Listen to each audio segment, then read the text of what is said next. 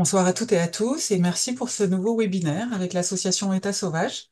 Nous sommes très heureux de vous accueillir et d'accueillir Rémi Chabert de l'association Arthropologia qui va donc passer 1 heure avec nous pour dresser un petit peu l'état ou le bilan de la situation des pollinisateurs en France notamment et dans le monde, et puis également nous donner quelques trucs et astuces, mais peut-être bien au-delà des trucs et astuces, des conseils, voilà, pour essayer de prendre un peu soin de ces populations d'insectes dont on est particulièrement dépendant.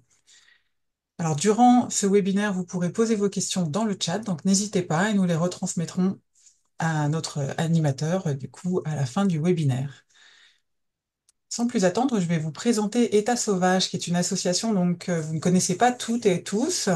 Donc, on a coutume de commencer par cette petite présentation avant de présenter notre intervenant. Donc, nous sommes une association de préservation de la biodiversité qui a maintenant 5 ans d'existence et qui agit en France métropolitaine avec une équipe très majoritairement bénévole, et on vient juste de pouvoir recruter notre première salariée. On espère grandir à vos côtés. Et l'association donc a 2 missions. La première, c'est celle de sensibiliser justement le public, d'où l'impact et l'intérêt de ce webinaire, puisque l'on réalise justement des actions à la fois sur le terrain avec des ateliers, des sorties pédagogiques, mais aussi justement une présence sur les réseaux sociaux au travers d'un blog avec des articles que l'on partage et des webinaires où on invite justement des experts et des scientifiques à partager leurs travaux. Et le deuxième volet sur lequel on intervient, c'est celui de la préservation des écosystèmes. Et pour ce faire, l'association État Sauvage acquiert des forêts qu'elle laisse ensuite en libre évolution, c'est-à-dire qu'elle permet à ces forêts d'accomplir leur cycle de vie complet et du coup d'abriter le vivant qui en dépend. À date, l'association a déjà 5 forêts pour 36 hectares. Donc voilà, si vous avez des questions sur l'association, je vous invite à nous recontacter après le webinaire. Pour le coup, vous avez sur le site un moyen très simple de nous contacter. Et à présent, je vous propose de tout de suite présenter Rémi Chabert, qui est donc l'intervenant de ce webinaire ce soir. Alors, qui est Rémi Chabert? Eh bien, il est chargé de mission insectes pollinisateurs chez Arthropologia. Peut-être que vous connaissez cette association et probablement que Rémi nous donnera quelques informations sur la structure en début de présentation. Et son moteur, hein, c'est de partager les enjeux de préservation des pollinisateurs et d'embarquer les bonnes volontés vers des actions accessibles, efficaces et d'esquiver les idées reçues. Vaste programme et du coup, sans plus attendre, Rémi, je vous laisse la parole pour ce webinaire. Merci beaucoup pour cette introduction, puis merci de m'accueillir pour pouvoir partager des trésors, des anecdotes et surtout des moyens d'agir en faveur des pollinisateurs. L'association Arthropologia, en quelques mots rapides, on est une association de protection de la nature avec une expertise reconnue sur les insectes et en particulier sur les insectes pollinisateurs. Voilà, on est basé du côté de Lyon, mais on rayonne au niveau régional et même national sur ces sujets-là. On a en plus une expertise sur la végétalisation, l'accompagnement et aussi la pédagogie et la formation.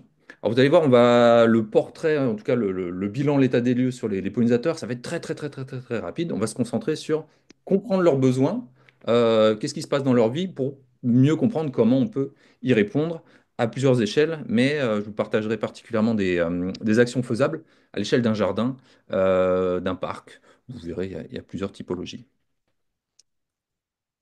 Les enjeux autour des insectes pollinisateurs, bon, ça rejoint des enjeux de biodiversité. D'ailleurs, quand on pense pollinisateur, si on veut se rattacher à des enjeux de biodiversité, on pense à la pollinisation, est indispensable pour la fécondation des plantes à fleurs. Mais on va se rendre compte que les pollinisateurs, à travers toutes les étapes de leur cycle de vie, bah, finalement, ils permettent de remplir des fonctions écologiques qui sont bénéfiques plus largement à l'ensemble du vivant et donc il contribue à des services écosystémiques bien plus larges que juste la pollinisation. Je vous les liste là, je ne les détaille pas parce qu'on veut vite aller dans l'action. Le constat, il est là. On vit une crise de la biodiversité avec un effondrement, même plus qu'un déclin. Ici, une petite infographie tirée d'un article de Nature avec plusieurs courbes possibles pour la diversité terrestre, la biodiversité terrestre. Et voilà, avec plusieurs scénarios possibles. Nous, on s'accroche à ce scénario vert, là, de l'espoir, avec un retour, la remontada de la biodiversité. Actuellement, je ne vous le cache pas, on est plutôt dans le gris où on continue à faire le business, c'est pas le business, on va le traduire, à continuer à faire un modèle économique comme avant, et alors qu'on aurait besoin d'efforts de conservation, changer nos modes de consommation et changer nos modes de production pour atteindre cette courbe verte. Mais on va y arriver. Ça commence aujourd'hui. Bon, ça a déjà commencé avant, je rigole bien sûr. Les causes de cet effondrement de la biodiversité, c'est partagé et ça touche évidemment les insectes pollinisateurs, les pollutions et en premier lieu les pesticides, la destruction des habitats, changement climatique, surexploitation des ressources et aussi les espèces exotiques envahissantes. Je m'arrête là parce que pour cette courbe verte de l'espoir, ben justement, il y a des choses qu'on peut faire à plein d'échelles, dont l'échelle individuelle, mais aussi à une échelle plus grande, à une échelle collective. Rappelons quand même ce que sont que les insectes pollinisateurs. Alors c'est vrai que pour être classé, groupé dans les insectes pollinisateurs, il faut fréquenter des fleurs et transporter du pollen d'une fleur à une autre. Je ne m'attarde pas là-dessus, il y a plein de choses qui l'expliquent très bien, même c'est pas sorcier, vous pouvez les chercher. Par contre, ce que j'aime bien vous partager, c'est que dans les interactions entre les plantes et les insectes, il y a une grande diversité d'interactions et c'est pas toujours un bénéfice mutuel. Il y a dans ce spectre, de part et d'autre, il y a à la fois des interactions qui profitent qu'aux insectes, avec du vol de nectar en passant par l'extérieur, ou au contraire qui profite qu'à la plante avec une tromperie, une duperie qui amène un insecte à polliniser et il repart avec zéro ressource, rien du tout. Ça, c'est passionnant aussi, vous pourrez explorer ce monde-là des stratégies florales. Les enjeux autour de la pollinisation, si on pense à nous, êtres humains, bon, bah, les insectes pollinisateurs, ils contribuent à 75% de ce qu'on consomme directement par leur action de pollinisation. Et vous avez peut-être déjà vu des images avec, oh, le petit-déj, on enlève les pollinisateurs, il ne nous reste plus grand-chose, en quantité et en qualité également nutritive. Je voulais surtout insister sur le fait que les insectes pollinisateurs contribuent à en tout cas, ils sont importants pour 90% des plantes à fleurs sauvages. Et celles-là, on en parle moins, on ne les montre pas dans les images du petit déjeuner. Et qui va aller polliniser ces fleurs-là auxquelles on ne pense pas? Elles sont pourtant la base des écosystèmes et elles font tourner le monde avec les insectes. Les pollinisateurs, combien il y en a? Dur de les compter. Mais en France métropolitaine, on se dit qu'il y a à peu près 20 000, 25 000 espèces d'insectes pollinisateurs différents. C'est un grand bazar. Et on n'est pas obligé de tous les connaître pour les aider. Je passe très très vite. Les principaux groupes, les lépidoptères, les papillons, papillons de nuit et papillons de jour. Un tout petit aperçu, il y a une immense diversité d'espèces. Les coléoptères, les insectes à carapace, dont font partie les scarabées, mais ce n'est pas les seuls. Il y a aussi les cétoines. En voilà des longicornes avec au centre le lepture porte-cœur. Il est rigolo celui-là avec son petit nom. Tout cela fréquente des fleurs au stade adulte et donc ont des chances de transporter du pollen par la même occasion. Les diptères, alors les diptères, les mouches et compagnie, mais pour les diptères, on va jouer à qui veut gagner des frelons. Et pour qui veut gagner des frelons, je vous demande sur cette image de retrouver combien est-ce qu'il y a de guêpes, dont les frelons font partie des guêpes, en photo. Une, deux, quatre ou aucune. Si vous découvrez les insectes, il y a des pièges. Si vous connaissez, vous avez peut-être déjà trouvé, il n'y a qu'une seule espèce ici qui fait partie des guêpes, pardon, des guêpes des vrais. Les autres, ce sont des diptères, des mouches et compagnie, dont certains ressemblent à des guêpes et des abeilles pour pas se faire manger, pour qu'on les laisse tranquilles. Parmi elles, il y a des mouches soldats, qu'on retrouve parfois dans les composts au stade larvaire. Il y a des cirques que vous connaissez peut-être pour leur rôle de prédation au stade larvaire, quand ils sont bébés, de pucerons dans les cultures, même s'ils ne mangent pas que ça, en fonction des espèces. Et puis les mouches qui se nourrissent adultes dans les fleurs, merci les mouches pour la pollinisation, mais aussi, en tout cas, qui ont besoin au stade larvaire de toutes sortes de matières mortes ou ce qu'on pourrait considérer comme des déchets, mais qui sont en fait des trésors et qui sont recyclés, transformés en nourriture pour les plantes, les animaux morts, les plantes mortes et même les crottes. Et puis on arrive au club des hyménoptères, les abeilles, les guêpes et compagnie. Et pour lancer les hyménoptères, je voudrais vous faire jouer à Question pour un bourdon. J'espère que vous êtes prêtes et prêts. Un indice chez vous. Attention, top. Personnage de fantaisie, figure de sagesse et de pouvoir, je distribue des points.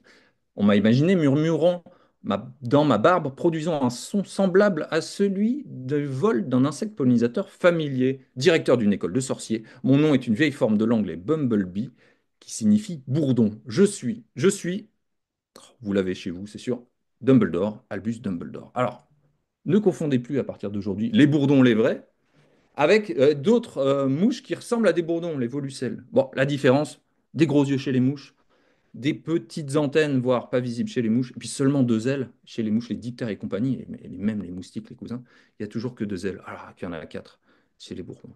Tout ça, c'est pour vous dire qu'il y en a plein de différents que vous imaginiez peut-être pas. Les bourdons qui font partie des abeilles.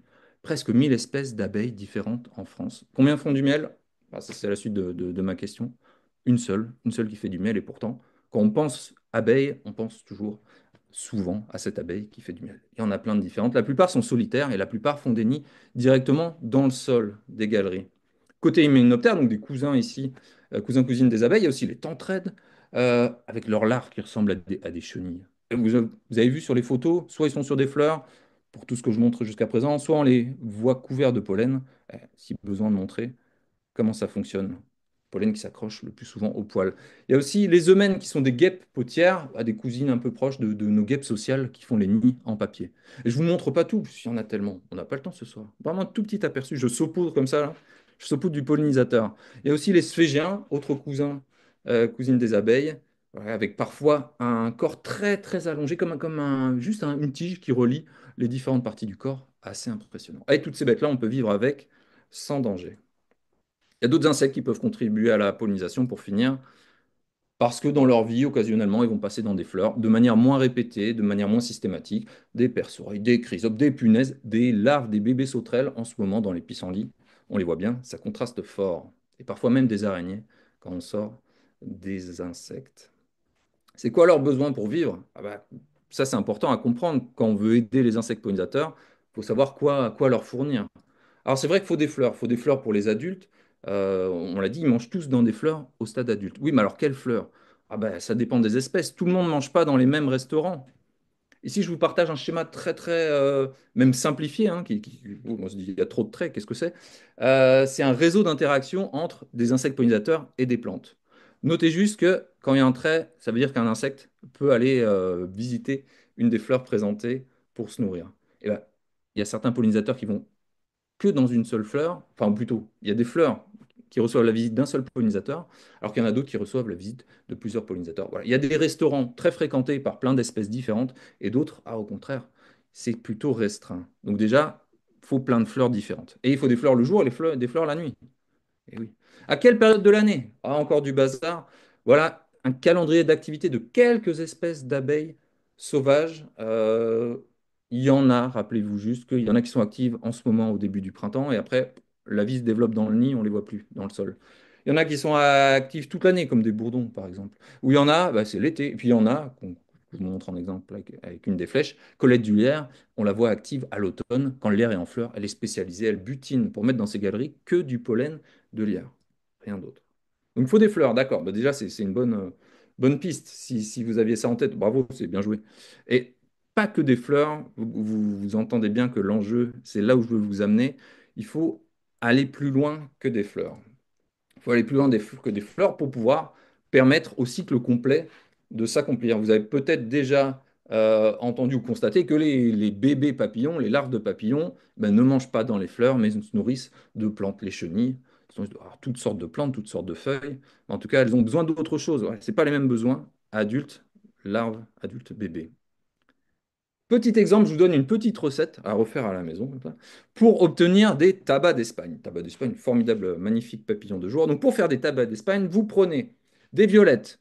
Donc il faut avoir des violettes parce que la chenille se nourrit de feuilles de violettes. Il faut des violettes, mais pas n'importe où. Il faut des violettes proches de la base d'un tronc d'arbre qui a une écorce et qui a des petites cachettes dedans. Pourquoi?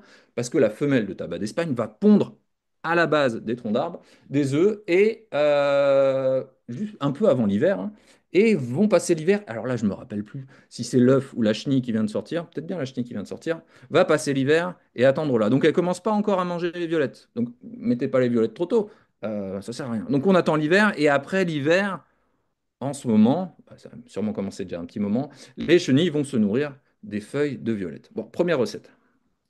Si vous voulez encore du pollinisateur, voici une autre recette pour obtenir des anthocopes des coquelicots. Superbe abeille sauvage, solitaire. L'anthocope des coquelicots fait son nid, sa galerie, dans du sol, type sable. En tout cas, il faut un peu de sol nu, il ne faut pas qu'il y ait de la végétation partout. Ok, donc vous allez chercher ça, hop, dès demain. Il lui faut des coquelicots. Parce qu'une fois qu'elle a creusé sa galerie, elle va découper des pétales de coquelicot et elle va venir tapisser l'intérieur des galeries dans le sol avec les pétales de coquelicot. C'est d'une finesse. Voilà, c'est Valérie Damido des abeilles, elle tapisse l'intérieur de sa galerie. Mais c'est pas fini. Il faut laisser à manger avant de pondre un œuf parce que chez les abeilles solitaires, le schéma le plus courant, c'est on laisse tout ce qu'il faut à manger et on pond des œufs sur la nourriture, on ferme tout, on ferme les chambres, et puis après, bon, bah, la vie se termine, le cycle se poursuit dans le nid. Il y a des exceptions, il y en a qui vivent en social avec d'autres, mais le schéma le plus courant, c'est quand même ça. L'entocope des coquelicots, elle a quand même quelques restaurants privilégiés pour nourrir ses larves dans le futur. Elle va surtout collecter du pollen sur des vipérines. Très bien, les vipérines. Ah, ça tombe bien, ça pousse un peu dans les mêmes endroits que les coquelicots, des sols, bah, là aussi où elle va même faire son nid, des sols où il n'y a pas trop de végétation, avec ces espèces pionnières qui vont occuper la place en premier. Mais une fois que vous avez tout ça, ah, ça y est, on a réussi à faire un nid, donner les conditions pour une entocope des coquelicots. Alors bien sûr, vous, dans la vraie vie, on verra, vous n'allez pas prendre tous ces ingrédients et les rassembler, on va plutôt essayer de répondre aux besoins de plein d'insectes différents à la fois. À retenir, chez les insectes pollinisateurs, les repas quand on est bébé, ouais, il y a plusieurs groupes. Il y a ceux phytophages, c'est-à-dire qu'ils mangent des plantes, soit des feuilles directement, soit des feuilles d'arbres, feuilles d'arbustes, feuilles de plantes grimpantes, feuilles d'herbe et puis de fleurs au niveau de la strate du herbacée, la strate du sol, soit dirais, du pollen, du nectar, des choses qui viennent des plantes qui ont été amassées par la femelle et laissées dans le nid. Phytophage, donc des larves qui mangent des choses qui viennent des plantes. Et encore plein de plantes différentes. Ensuite, il y a des larves qui se nourrissent carnivores, ou sont parasites, parasitoïdes. Soit elles mangent des proies qui ont été amenées, par exemple les frelons, les guêpes dans la colonie, dans le nid en papier. Les grandes sœurs, elles ramènent de la bouillie de proies capturées. Des chenilles, plein de choses qu'elles ramènent comme ça. Soit parasite, soit parasitoïde. Alors parasite, c'est aller squatter le nid des autres, aller pondre dans des nids déjà existants et on va voler la nourriture. Ou parasitoïde, on pond à l'intérieur d'un hôte. Et par exemple, il y a un bourdon ici en illustration. Il y a un groupe de mouches avec une espèce Conope à pattes rouges. Je ne voulais pas illustrer ici, mais pollinisatrice adulte. Par contre, elle pond dans des bourdons. Alors pour ça, elle s'accroche à des bourdons, c'est la bagarre, tout le monde va au sol. Bon, la femelle, elle arrive à pondre, et la larve de conope, elle va à l'intérieur du bourdon, elle mange pas les parties vitales, il faut bien le garder en vie le plus longtemps possible pour pouvoir le faire le cycle en entier. D'un point de vue humain, ça ne nous plaît pas tant que ça, on ne voudrait pas que ça nous arrive. D'un point de vue fonctionnement et vie de la biodiversité, c'est des interactions qui arrivent et bon, il y en a plein. Il y a même des fois des parasites de parasites qui pondent à l'intérieur, c'est les poupées russes. Tout un bazar. Et puis alors, il y a les larves détritivores qui se nourrissent de matière morte, soit des animaux morts, soit des crottes, soit du bois mort. Alors le bois mort avec toutes ses composantes, du bois mort sur pied, du bois mort des souches encore sur place, des branches dans les arbres, mais aussi des branches au sol. Et il y a même les racines mortes qui peuvent être utilisées, même si nous, on ne les voit pas, ça se passe sous le sol. Il y a enfin, côté détritivore, des larves qui se nourrissent de feuilles mortes ou de plantes mortes sur pied. Voilà. Donc tout ça, on en a besoin. Là aussi, parfois, avec un regard humain, on pourrait les considérer comme des déchets, des choses à évacuer, des choses à éviter, alors qu'en fait, ce sont plutôt des ressources. Et tout ça, c'est transformé, recyclé en nourriture pour les plantes derrière. Voilà. Merci aux larves d'insectes pollinisateurs qui font tout ce travail-là qu'on ne souhaiterait pas faire à leur place. Et comment on répond à ces besoins-là? Comment on fournit? C'est quoi la meilleure recette? Bah, plutôt que de prendre les espèces une par une et de regarder leurs besoins, bon, on va plutôt s'efforcer de leur donner des endroits, des habitats, des lieux de vie qui produisent eux-mêmes tous les ingrédients. Comme ça, on n'a pas besoin de cuisiner, on n'a pas besoin d'intervenir, en tout cas le moins possible. Et on va donc proposer toutes sortes d'habitats que je vous partage par la suite, qui vont créer du bois mort, dans lequel il va y avoir des proies, dans lequel il va y avoir d'autres animaux dans lesquels pondre, dans lequel il va y avoir des crottes, dans lesquels des animaux vont mourir. Voilà. Tout ça, c'est la méthode la plus efficace et pour être sûr d'oublier le moins de monde possible. À l'inverse, ce serait absurde de vous dire, bah, allez récupérer des crottes et des bouses sur des élevages pas loin, et voilà, vous catapultez ça dans les parcs et les jardins. Les animaux morts au bord de la route, super ressource, vous ramassez ça à la pince, vous mettez ça dans les jardins. Pas du tout. On va plutôt recréer des habitats fonctionnels, des choses les plus autonomes possibles. Où est-ce qu'on peut faire ça? La réponse est facile. Plein d'endroits, plein d'endroits. Il y a vraiment énormément d'espaces où on peut recréer des habitats favorables aux insectes pollinisateurs. C'est des millions d'hectares. Les bords de champs, c'est vrai. Les parcs et jardins publics, on va en parler particulièrement. Ce sera valable aussi pour les espaces verts d'entreprise. Les abords des écoles, collèges, lycées, campus, universités, les maisons de retraite, les casernes, militaires, pompiers, gendarmes, les pieds d'immeubles pour les habitats, les espaces verts collectifs des résidences, même les bords de route. Bref, il y a plein d'espaces sur lesquels, si on poussait un petit peu fort, un petit peu plus fort le curseur biodiversité, ça ne veut pas dire partout, hein, on le redira, eh ben, on offrirait des conditions d'accueil formidables pour des insectes pollinisateurs et une large part de la biodiversité. On propose d'ailleurs de ne pas consacrer tout un jardin, un espace vert à la biodiversité. Alors, si on le souhaite, pourquoi pas? Formidable. Mais déjà, si seulement un quart en surface de tous ces espaces avait le curseur biodiversité poussé à fond, ce serait formidable. La bonne nouvelle, c'est que on s'évacue plein de questions et plein de contraintes, parce que sur les trois quarts restants, on fait ce qu'on veut. On fait ce qu'on veut. Des plantes, cette plante, est-ce qu'elle est bien ou pas pour les pollinisateurs? Hop, je fais ce que je veux. À quelle fréquence je passe la tondeuse? Sur les trois quarts restants, on fait ce qu'on veut, on ne se pose pas les questions. Ça nous permet aussi de conserver des usages et de répondre parfois à des contraintes de sécurité ou des contraintes techniques. Quels sont les habitats qu'on va chercher à recréer pour aider les insectes pollinisateurs? D'abord, il y a les habitats de type prairie, donc de la végétation haute, on le redira, c'est assez facile à créer, il suffit de laisser pousser des zones de pelouse ou de gazon. Il y a des graines qui sont déjà présentes dans le sol, ça arrive. Donc ici, bah, par exemple, ici un espace de prairie à côté de jardin partagé, de la végétation haute, qui contient, attention à nos représentations, à nos imaginaires, qui contient beaucoup d'herbes, beaucoup de graminées. C'est normal dans les prairies qu'il y ait beaucoup d'herbes et beaucoup de graminées. On a parfois l'image d'une prairie fleurie, avec parfois des photos sur des sachets de graines où c'est une explosion de couleurs. Bon, bah, une prairie favorable à la biodiversité, il y a des fleurs, c'est vrai, colorées, mais il y a aussi beaucoup d'herbes, beaucoup de graminées. C'est OK. Les insectes pollinisateurs ont besoin aussi de haies champêtres. Ça veut dire que c'est des haies composées avec des essences d'arbustes, d'arbres, puis de plantes grimpantes, qui sont sauvages et locales. J'insisterai là-dessus tout à l'heure.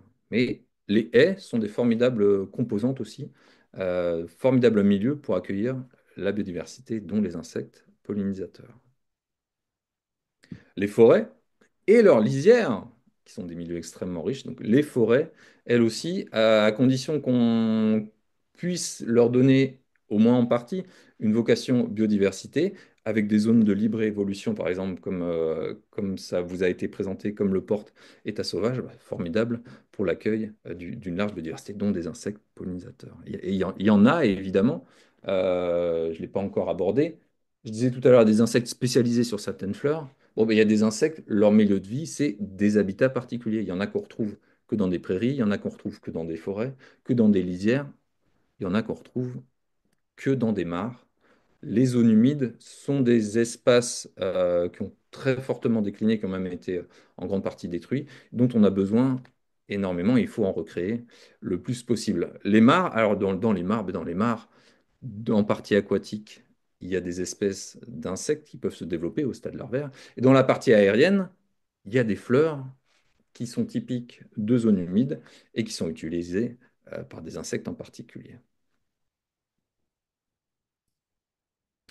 Il ne faut pas négliger aussi les friches, et en particulier en contexte urbain, donc des espaces délaissés qui peuvent paraître négligés, qui sont souvent mal perçus, mais dans lesquels on trouve des plantes particulières, des conditions un peu sèches, un peu particulières aussi, qui sont très favorables à toute une diversité d'insectes pollinisateurs.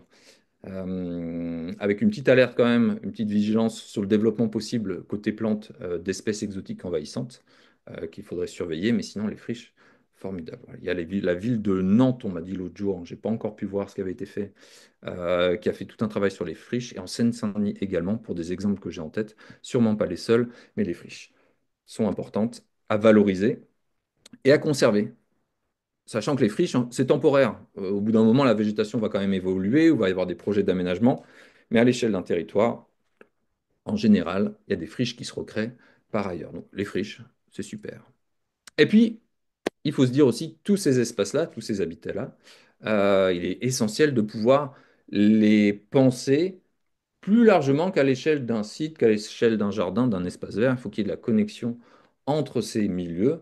Et vous avez peut-être entendu parler de trams. Il y a des trams, donc c'est des zones plutôt des représentations de connexion. Les trames vertes pour les espaces boisés et les prairies, les trames bleues pour toutes les zones humides, rivières et compagnie, la trame brune pour le sol, avec une qualité de sol, parce qu'il y a toute une vie dans le sol que là, j'ai à peine effleuré en vous disant qu'il y avait des insectes qui faisaient leur nid dans le sol, mais énormément de vie dans le sol, on se le représente mal.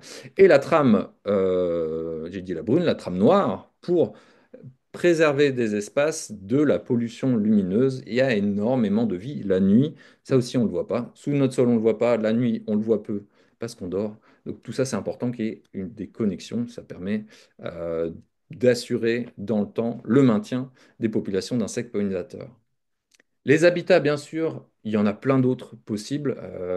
Plus on en a diversifié, mieux c'est. J'en ai fait une petite sélection de ceux qu'on peut recréer dans un jardin ou dans un parc ou dans un espace vert. Il y en a évidemment plein d'autres. Et s'ils sont déjà présents, les valoriser et les conserver. Petit point sur qu'est-ce qui est vraiment important quand on veut mettre de la végétation, les facteurs clés de la végétalisation. Parce que je vous ai dit, faut des prairies. Tout ça, ça passe par des plantes. Des éléments à avoir en tête si vous avez un projet, que ce soit privé, particulier ou au sein d'une structure, pour le végétal. Il est indispensable pour répondre à des besoins de biodiversité de passer par de la végétation indigène. C'est de la végétation sauvage locale qui est adaptée aux besoins justement ici des insectes pollinisateurs. Vous pouvez vous référer, et alors une autre moyen de le dire, végétation indigène qu'on distingue de la végétation d'espèces introduites, exotiques ou horticoles modifiées, cultivées. Vous pouvez vous référer à la marque végétale locale qui est portée par l'OFB, qui propose sur des grandes régions biogéographiques, donc c'est plus les régions administratives, mais c'est des conditions similaires de sol et de climat, des listes d'espèces, d'herbes et fleurs, d'arbustes, d'arbres, de plantes grimpantes adaptées et qui répondent à des besoins de biodiversité. On verra que vous n'êtes pas obligé de passer par de l'achat de plants ou de graines de semences. Il y a d'autres moyens de faire se développer ce végétal-là. Pourquoi c'est essentiel d'avoir des plantes sauvages locales? Parce qu'on sait que ça marche, on sait que ça répond aux besoins des insectes pollinisateurs. Et on le sait parce que ces plantes-là, elles sont apparues il y a... L'apparition des plantes à fleurs, hein, ça remonte à plus de 100 millions d'années, peut-être même plus de 150. Et l'apparition des insectes pollinisateurs, ça remonte à plus de 100 millions d'années. C'est des échelles de temps qui sont dures à appréhender pour nous, êtres humains. C'était il y a tellement longtemps qu'il y a des interactions, il y a des fonctionnements qui se sont installés au fil du temps et qui sont solides et durables à nous, à notre échelle de temps. Alors que, ouais, petite flèche orange hein, pour l'apparition des insectes pollinisateurs. Alors que tout à droite, petite flèche bleue, c'est nous et c'est nos plantes, nos choix de plantes à ce moment-là. Et ça englobe les plantes introduites, donc exotiques, euh, et horticoles modifiées. Ça ne veut pas dire qu'elles sont toutes dénuées d'intérêt pour les insectes pollinisateurs, mais ça veut dire pour... On ne sait pas. On sait très peu de choses sur, dans le détail, les interactions entre les 20-25 000 espèces potentielles à l'échelle de la France métropolitaine d'insectes pollinisateurs et toutes ces plantes-là. La puissance de la coévolution, pour un petit exemple, euh, des bourdons et des aconites, des fleurs de montagne. Je vous présente le bourdon des aconites, qui est une espèce de bourdon qui, au fil du temps, a coévolué avec la fleur, les fleurs d'aconite, fleurs d'aconite qui sont très allongées avec le nectar qui est très très loin. Et pour y accéder, bah, on a intérêt à avoir une longue langue, très très longue pour aller attraper le nectar. C'est le cas du bourdon des aconites, qui est une des espèces de bourdons qui a la langue la plus longue en France, en Europe. Donc voilà, il y a une sorte de spécialisation qui s'est faite. Du coup, c'est un restaurant privilégié pour lui. Il a l'avantage d'avoir tout le restaurant pour lui tout seul. L'avantage pour la plante, c'est que bah, elle est sûre que le bourdon, quand il a pris du pollen sur lui involontairement, il va aller dans le même resto juste à côté, juste après, donc il va redéposer le pollen sur la même fleur. Voilà un exemple très, très, très particulier, mais très spécialisé. Et des exemples comme ça, il y en a plein. Avec des fois des insectes qui mangent, je vous disais, dans plein de restaurants possibles, mais quand même, il y a des interactions qui se sont créées, qui se sont faites, des liens très solides, très forts sur lesquels on peut compter. C'est pour ça que les plantes indigènes locales sauvages, c'est le meilleur pour nos insectes pollinisateurs. Par contre, pour les plantes exotiques cultivées, modifiées, bah, il y en a plein, on ne sait pas. On ne sait pas, soit il y a peu d'interactions, soit des fois il y a beaucoup d'insectes dessus, mais quelle diversité d'espèces? Est-ce que c'est tout le temps les mêmes ou est-ce qu'il y a plein d'espèces différentes sur le restaurant? Des fois, il y a des déficiences en acides aminés dans les pollens et des abeilles, par exemple, peuvent collecter le pollen, faire leur nid, mais dans le nid, le cycle n'aboutit pas parce que au niveau nutritif, ça collait mal. Et ça, l'abeille, elle ne le savait pas. Et des fois, dans les pires cas, un peu plus, bien plus rares, un peu extrêmes, eh ben, les insectes, ils ne sont pas adaptés morphologiquement aux fleurs qu'on leur met à disposition dans nos jardins et nos parcs, quand c'est des espèces introduites. Avec un exemple, on peut faire un seul exemple ici. En haut, l'onagre rose, qui nous vient d'Amérique, et le morosphinx, le petit papillon colibri, qui va chercher du nectar avec sa trompe au fond de la fleur, mais se retrouve bloqué parce qu'il y a au niveau de la construction de la fleur, en tout cas de sa forme, eh ben, il y a des petits pics qui empêchent la trompe de ressortir. Pas de chance, on peut penser bien faire en proposant certaines fleurs, mais soit ça répond mal aux besoins des pollinisateurs, soit dans des cas vraiment extrêmes, ça peut être carrément dangereux. Les enjeux de végétalisation pour continuer, au niveau de nos haies, ou au niveau de nos lisières de forêt, où on va chercher à recréer dans un jardin différentes hauteurs de végétation. Les herbes et les fleurs, strataherbacées, des arbustes et des arbres, sans oublier les plantes grimpantes, c'est ce qui fonctionne le mieux. Je passe un peu vite ici, mais c'est pour vous partager que si on laisse pousser, si on arrête d'entretenir un espace, il y a des graines dans le sol, une banque de graines formidable, et vont pousser spontanément des herbes, des fleurs. On peut comme ça transformer des pelouses en prairies, et on peut même, en laissant du temps, voir apparaître les ronces, les broussailles, qui annoncent la forêt ensuite, ou une haie, si on a fait un linéaire. Vous pouvez chercher des graines dans la nature, transplanter des petits sujets, arbustes et arbres, et même planter à partir de boutures. Et sinon, on peut se diriger donc vers la marque végétale locale. Quelques conseils si vous voulez vous lancer sur un espace de pelouse, gazon, jardin, dans un jardin ou un espace vert. Ici, un espace très entretenu, tondu, très fort, très souvent. Le top du top, c'est déjà de s'équiper avec un matériel qui va vous permettre de changer la gestion, un matériel de fauche qui va faire un seul point de coupe et qui permet de couper de la végétation bien plus haute que que ce qu'on peut faire avec des tondeuses. Donc, soit la faux manuelle, soit débroussailleuse, soit moto-faucheuse. Et avec ça, vous pouvez accéder à ce programme de remise en forme de vos parcs et jardins avec 4 niveaux possibles. Le mois de mai sans tonte pour commencer, c'est bientôt. Vous laissez pousser pendant tout le mois de mai, vous coupez à la fin. Pourquoi pas, pour se lancer, il faut essayer. Et une fois que ça a poussé en mai, ben, c'est là où il vous faut mieux faucher, parce que la tondeuse, en général, elle passe plus très bien. Deuxième niveau, si vous sentez déjà bien et que vous voulez attaquer un peu plus fort, faire une seule coupe par an en fauche tardive au mois de septembre. Vous laissez passer tout l'été, vous avez laissé pousser. Et encore une fois, on est dans un quart du jardin, si vous voulez, un peu plus si vous voulez, mais déjà c'est pas mal. Vous coupez au mois de septembre.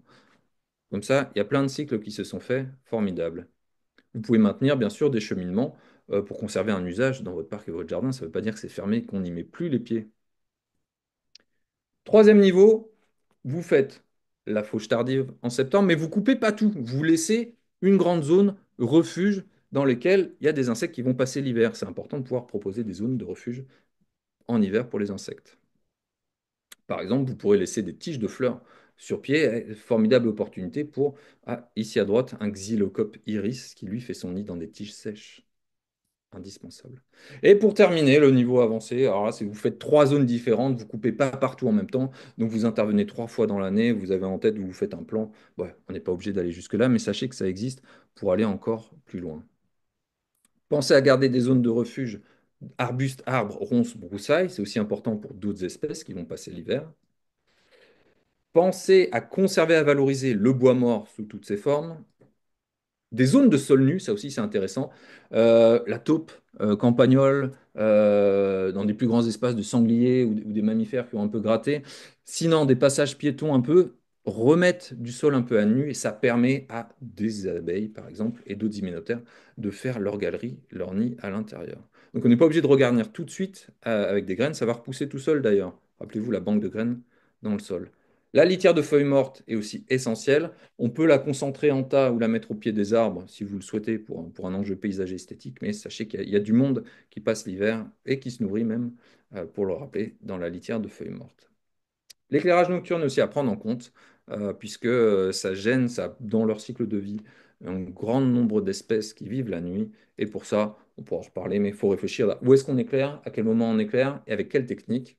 Plutôt des lumières ambrées et moduler l'intensité. On n'est pas obligé de faire à fond tout le temps en fonction des usages. Et voilà un petit exemple quand on laisse pousser sur cet espace de jardin pour vous dire à quoi ça ressemble. À couper donc en fauche tardive. Le fausses bonnes idées, je vais y passer très vite, mais on pourra y revenir dans les questions. Les mélanges de prairies fleuries, prairies appelées mellifères, méfiance sur le contenu des graines, on en reparlera. Les hôtels à insectes ne permettent pas d'accueillir plus de biodiversité, ce sont des très bons observatoires, mais il ne faut pas le faire en pensant je vais aider les insectes pollinisateurs ou les insectes en général, c'est juste pour les regarder.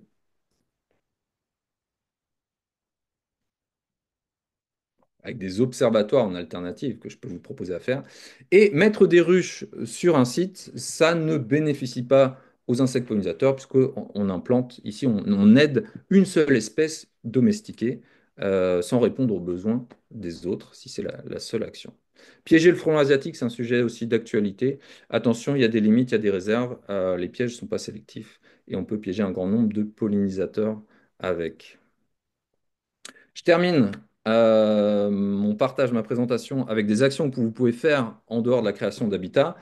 Il y a un programme de sciences participatives qui s'appelle le SPIPOL, suivi photographique des insectes pollinisateurs, qui est formidable, que vous pouvez tester. 20 minutes devant des fleurs, vous prenez tout en photo, vous partagez ça sur une plateforme dédiée. Et puis Arthropologia a développé toute une série d'outils et un programme qui s'appelle Pollinisation, qui vous invite à faire le diagnostic d'un espace vert, d'un jardin, avec plein de modèles différents en fonction de qui vous êtes. Pour aujourd'hui, on peut dire la version grand public, pour tester s'il répond aux besoins des insectes pollinisateurs et surtout voir comment agir. Il existe une appli web sur laquelle vous pouvez le faire directement, téléphone, tablette, ordinateur. Et on propose également une web série qui parle des insectes pollinisateurs et de leurs enjeux, avec deux acteurs, Jacques Chambon et Franck Pitiot, qui jouent également dans la série Camelot. On est arrivé à la fin. Merci beaucoup pour votre attention. Ça va être le moment des questions et des échanges. Pour revenir sur des choses si je suis allé trop vite ou pour aborder d'autres sujets, si vous voulez nous les lancer. Merci beaucoup Rémi pour cette présentation et un respect du timing, pratiquement.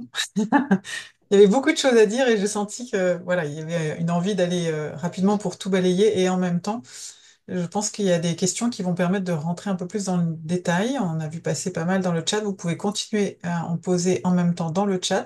Je vais laisser la parole à Florence qui va du coup nous repartager les questions qui ont été posées pendant la présentation. Alors, l'installation massive de ruches, on en a parlé, donc je ne vais pas poser la question. Une autre question. Quel conseil donneriez-vous pour valoriser les pollinisateurs sauvages, abeilles, diptères, papillons, dans un contexte où les politiques publiques et la société ne les protègent pas réellement, entre les initiatives agricoles comme la LOA, les jardins bien entretenus de certains voisins maniaques et une reconnaissance limitée par rapport à des espèces emblématiques comme les odonates, en particulier dans les milieux urbains ou agricoles, où Apis mellifera domine encore l'attention, ou encore nos beaux papillons qui ont parfois plus la cote. Donc, c'était une question un peu longue.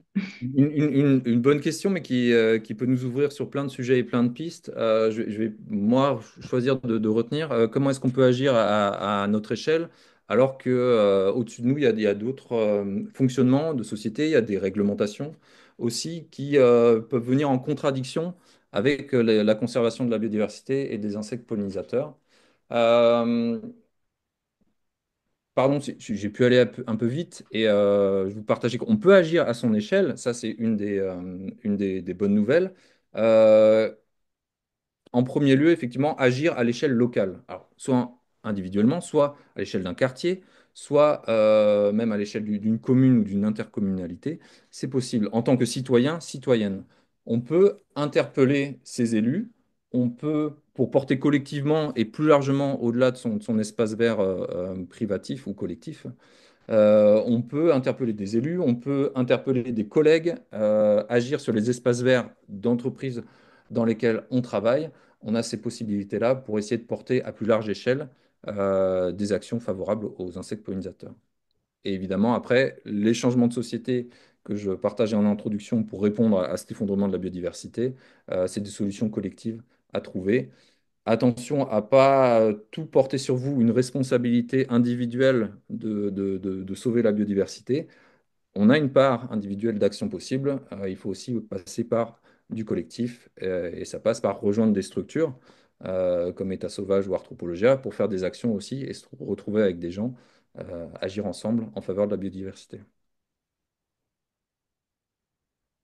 Alors, très bien. Je continue. Donc, une question pratique. Alors, vous en avez en partie parlé, on peut peut-être développer. Quel est le meilleur moment pour faucher une prairie fleurie? Trop tôt après la floraison, j'ai peur d'éliminer les œufs. Trop tard, les hautes herbes empêchent la pousse des fleurs basses, pâquerettes, violettes, etc. Très bonne question aussi. De manière générale, vous pouvez demander, enfin, moi j'aime bien demander, quel est le meilleur moment de l'année à votre avis? Quand j'ai du public, grand public, particulier, pro, élu, technicien, technicienne, quel est le meilleur moment de l'année pour couper l'herbe et les fleurs ou pour tailler la haie? Il y a toujours plein de réponses. Quel est le meilleur moment de l'année d'un point de vue biodiversité pour pas avoir d'impact? Spoiler, la réponse c'est qu'il n'y a aucun bon moment pour couper du végétal. Il y a toujours des cycles de vie qui se font en cours des œufs, des larves, des chrysalides ou des pupes, les tapis mobiles pour devenir adultes, des adultes. Mais alors, c'est embêtant, ça veut dire qu'on peut jamais couper. Bon, ben, il faut quand même bien, si on veut maintenir en l'état un jardin qui ne devienne pas une forêt, vous pouvez le laisser pousser, que ça devienne une forêt. Dans un pas des zones de parc, pourquoi pas. Mais si on veut garder des milieux, des espaces ouverts type pelouse prairie, il y a un moment où il faut entretenir quand même. Sinon, les ronces arrivent et annoncent la forêt. Donc, le mieux du mieux pour limiter l'impact, c'est de ne pas tout couper en même temps et de revenir, vous pourrez vous le revisionner, la remise à niveau d'un jardin en espace vert. Le niveau 2, c'est fauche tardive, donc coupé en septembre. Et même le niveau 3, on garde des zones refuge. Donc, l'idéal pour limiter cet impact, qui existe tout le temps, c'est de ne pas tout couper en même temps. Merci. Alors, une autre question pratique. Quel conseil donneriez-vous pour les balcons en ville? Que planter? Quelles fleurs? En été, peut-on donner de l'eau avec du miel pour les pollinisateurs? Les balcons sont des espaces très contraints qui chauffent. Alors, limite de poids sur les balcons, limite de place, contrainte thermique. En général, ça dépend où vous habitez, mais en général, ça chauffe plus, c'est plus sec. On est en milieu urbain le plus souvent. Donc, il y a un peu plus il y a des moyens de répondre à ces contraintes. On peut quand même essayer de recréer différents étages de végétation, accueillir des plantes grimpantes sur un mur avec un treillis, avoir un petit arbuste en pot, pourquoi pas, c'est possible, voire même laisser pousser des herbes et des fleurs un peu sauvages spontanées dans de la terre que vous auriez rapportée et voir ce qui sort. Sinon, on a quand même des possibilités, on peut s'orienter sur des plantes. Donc là, ça sort un peu, ça sort parfois des espèces indigène, donc sauvage local pour votre commune, pour votre région donnée, mais on peut aller chercher des espèces mais quand même qui sont naturellement présentes en France, qui résistent mieux à des conditions de sécheresse et de chaleur. Donc on va chercher dans des espèces un peu plus méditerranéennes. J'en ai pas énormément qui viennent tout de suite en tête. On peut les retrouver quand même par la suite si besoin, mais par exemple il y a des sédums, qui sont des petites plantes grasses, qui tolèrent bien le chaud et le sec et qui fleurissent et qui fournissent de la nourriture aux insectes pollinisateurs. Il y a, bon, je ne vais pas en chercher d'autres, je sais qu'il y a les linéaires qui poussent peut-être plus dans des sols incultes, donc qui sont plutôt de la terre à nu.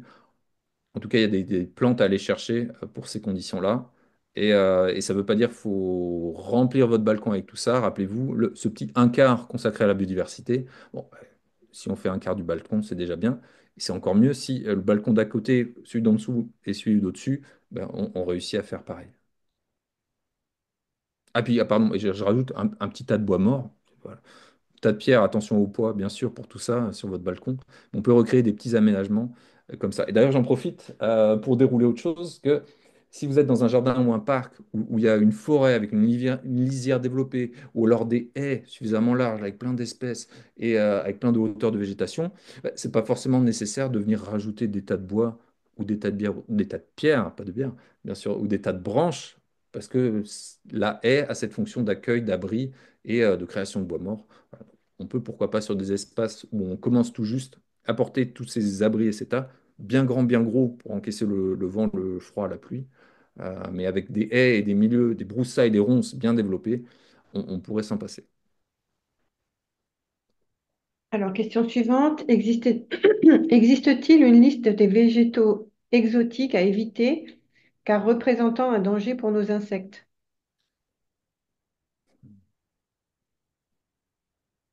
Je réfléchis, je ne suis pas sûr d'en avoir une en tête. Il y a des espèces évidentes qui sont classées dans les espèces exotiques envahissantes, parce qu'elles présentent un enjeu soit sur la biodiversité, soit sur de santé publique.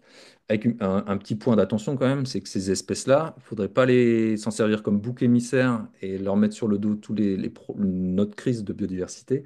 Au contraire, elles peuvent être très utiles et elles nous montrent des déséquilibres, des milieux perturbés par l'activité humaine. Donc elles sont symptomatiques d'un dysfonctionnement causé par l'activité humaine plutôt que la cause de l'effondrement de la biodiversité. Donc il y a ces listes-là, et avec parfois même des espèces qu'on retrouve quand même encore en vente en jardinerie, il y a un peu de décalage qui se fait, même si les jardineries sont aussi vigilantes sur ces enjeux-là. Et j'ai pas d'autres listes en tête, je vous ai partagé l'onagre rose par exemple.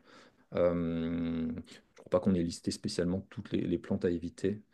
Et d'ailleurs, c'est une question que je vous propose pas forcément d'évacuer si le sujet vous intéresse, mais je préférerais que vous reteniez que euh, ces plantes-là, introduites exotiques, bon, bah, dans un petit coin de jardin, dans un quart du jardin ou d'un espace vert, je les mets pas.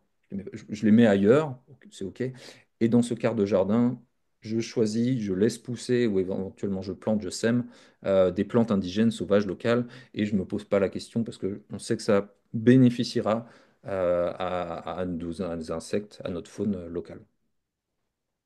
Voilà, donc du coup, on a une question. Pourquoi les graines spéciales pollinisateurs sont-elles une fausse bonne idée? Oui, alors je me suis peut-être mal exprimé, je voulais parler des mélanges ou des sachets qui sont marqués, notés, appelés prairies mellifères ou prairies fleuries d'ailleurs. Il y a une attention à avoir sur la composition du mélange. Dans les prairies fleuries ou les prairies mellifères ou d'autres appellations, des sachets qu'on achète dans le commerce, on peut trouver, c'est pas forcément des plantes indigènes, des fois il y en a, des fois il n'y en a pas du tout. Et pour vous donner un exemple, ou plutôt pour revenir sur mellifère, mellifère ça veut dire qui fait du miel. L'abeille mellifère, qui est aussi l'abeille de ruche, l'abeille domestique, c'est l'abeille qui fait du miel. Donc quand on sème des mélanges mellifères, ça peut être derrière une sélection de plantes qui vont produire du nectar en bonne quantité, qui est des fleurs visitées avec certitude par l'abeille mellifère et qui permet de faire du miel. Mais il y a plein d'espèces d'insectes pollinisateurs qui ne fréquentent pas ces fleurs-là, ces plantes-là. Un exemple de petites choses à éviter, euh, quand on a des enjeux de biodiversité en tête, quand on veut aider vraiment une large gamme d'insectes pollinisateurs, les sachets de graines qui contiennent des pavots de Californie, de la facélie, formidable plante, hein, ces insectes, pour ces plantes-là, formidable fleur pour les insectes pollinisateurs de Californie, qui est la région d'origine de ces fleurs-là. Pour les autres, alors oui, c'est vrai que sur la facélie, c'est mellifère, ça produit beaucoup de nectar, on voit plein d'insectes dessus, parfois beaucoup d'abeilles mellifères, mais ce n'est pas une plante qui répond le mieux aux besoins des insectes pollinisateurs. Les cosmos aussi qu'on retrouve dans ces mélanges-là, très beaux, très fleuris, formidables, réservez ça à vos trois quarts de jardin où ça fait plaisir d'avoir quelque chose parfois plus travaillé, plus paysager, avec des couleurs choisies, des grosses fleurs très visibles. Mais on les met de côté dans notre coin consacré à la biodiversité. Et alors, c'est une vision un peu simple que je vous partage aujourd'hui. Euh, blanc ou noir, biodiversité, pas biodiversité. C'est volontaire pour nous de simplifier et d'essayer déjà de pousser. Parce qu'en pratique, on trouve qu'il est parfois difficile de faire des espaces consacrés à la biodiversité dans les parcs et les jardins pour ça qu'on cherche à rassurer, à dire vous faites ce que vous voulez sur les trois quarts restants. Bien sûr, vous pouvez penser votre jardin ou un espace vert public ou privé d'entreprise autrement, avec des choses qui se croisent, qui se combinent, et avoir une approche un peu plus englobante, ouais, globale et paysagère d'un site, tout en étant favorable à la biodiversité. Alors, là, on est dans un contexte forêt. Donc, en forêt et en contexte de libre évolution, réalisez-vous des coupes ou tailles d'arbres en cas d'enjeu sanitaire ou de sécurité, en particulier aux abords des chemins ou de routes? J'imagine que la question s'adresse plus à vous, Julie. Je peux répondre sinon. Oui, oui, c'est pour ça que j'avais répondu dans le chat que pour toutes les questions qui concernent nos actions, on pouvait tout à fait nous contacter par Mhm. ailleurs et qu'on concentre les questions sur le sujet de ce soir. D'accord, ok. Merci. Eh bien, sinon, je crois qu'on arrive au bout des questions, il me semble.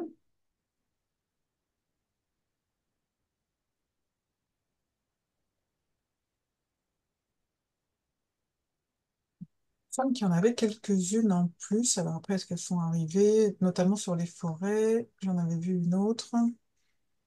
J'en profite pour Ouais.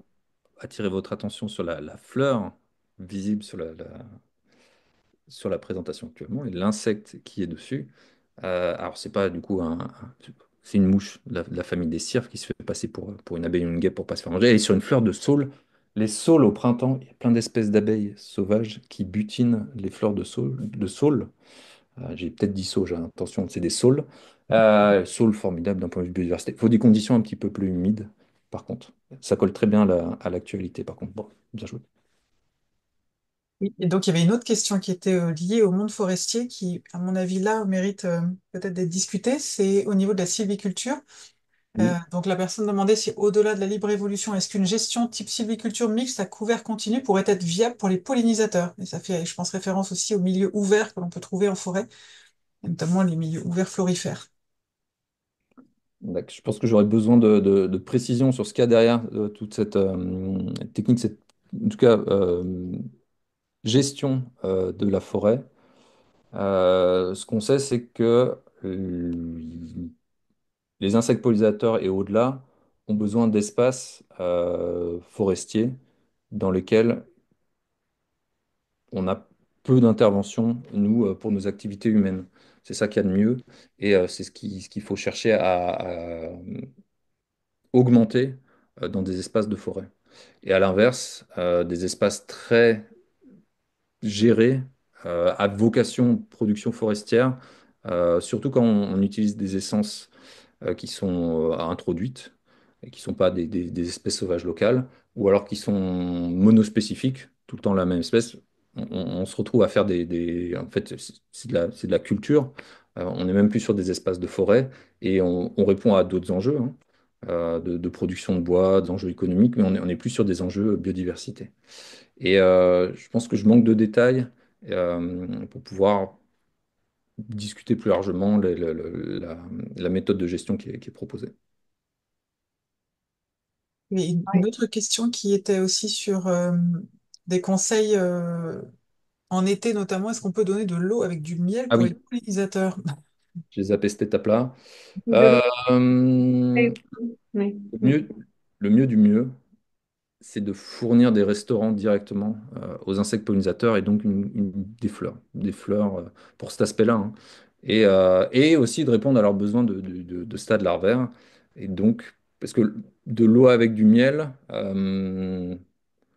alors pourquoi pas pour s'amuser à observer quelques insectes pollinisateurs.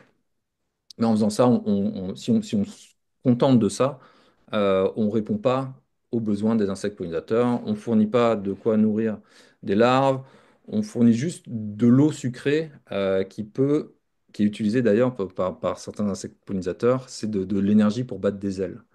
Euh, bah, Au pique-nique, les guêpes qui viennent visiter votre petite table de pique-nique, regardez avec quoi elles repartent.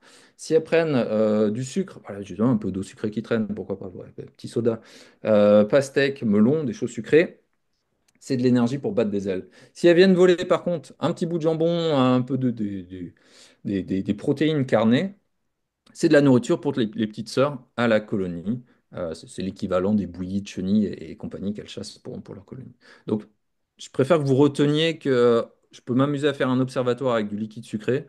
Par contre, pour aider les pollinisateurs, il faut que je leur propose des habitats, des espaces, même sur un balcon, avec du végétal, sauvage local, et des abris pour passer l'hiver.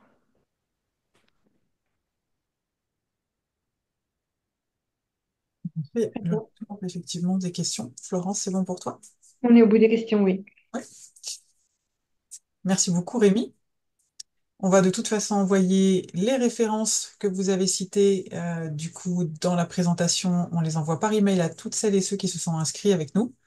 Et puis, on vous retrouve évidemment très bientôt pour un prochain webinaire. En attendant, celui-ci sera disponible en rediffusion dès demain. Un Merci grand à toutes et merci. à tous. Un grand merci pour l'accueil et merci d'avoir partagé ce sujet ensemble ce soir. Merci, bonne soirée. Merci beaucoup. Bonne